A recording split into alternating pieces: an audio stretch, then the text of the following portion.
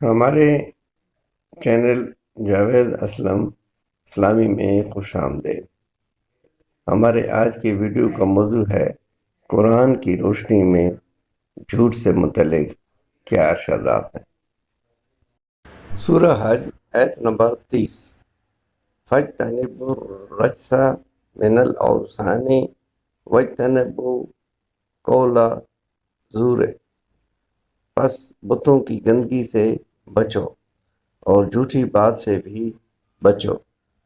سورہ زمر آیت نمبر 3 ان اللہ لا یہدی من ہوا کاذب کفار، بے شک اللہ ایسے شخص کو ہدایت نہیں دیتا جو جھوٹا اور ناشکرا ہو۔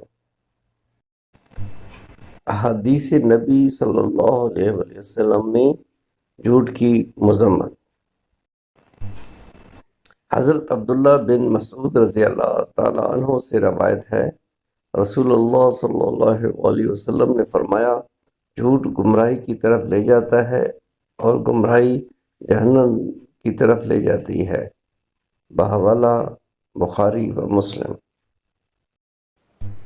منافق کی 3 نشانیاں: جب بولے تو جھوٹ بولے، وعدہ کرے تو خلاف کرے، امانت رکھوائی جائے تو خیانت کرے۔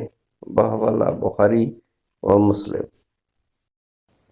جھوٹ کے نقصان: اللہ اور رسول کی ناراضگی، لوگوں کا اعتماد ختم ہو جاتا ہے۔ دنیاوی و آخری رسوائی: جھوٹ ایک گناہ ہے جو کئی دوسرے گناہوں کی طرف لے جاتا ہے۔ اسلام کی تعلیم: اسلام سچائی، دیانتداری اور صداقت کی تعلیم دیتا ہے۔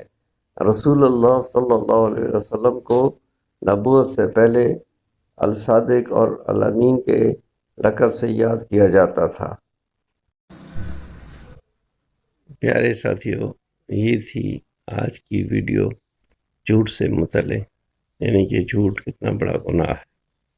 امید ہے ویڈیو آپ کو پسند آئی ہوگی، اگر پسند آئی ہو تو اس کو اپنے دوستوں احباب میں شیئر کریں، اور میرے چینل جاوید اسلم اسلامی کو بھی سبسکرائب کریں، تاکہ اسی طرح کی پیاری پیاری ویڈیوز کا نوٹیفیکیشن آپ کے پاس بر وقت پہنچ سکے۔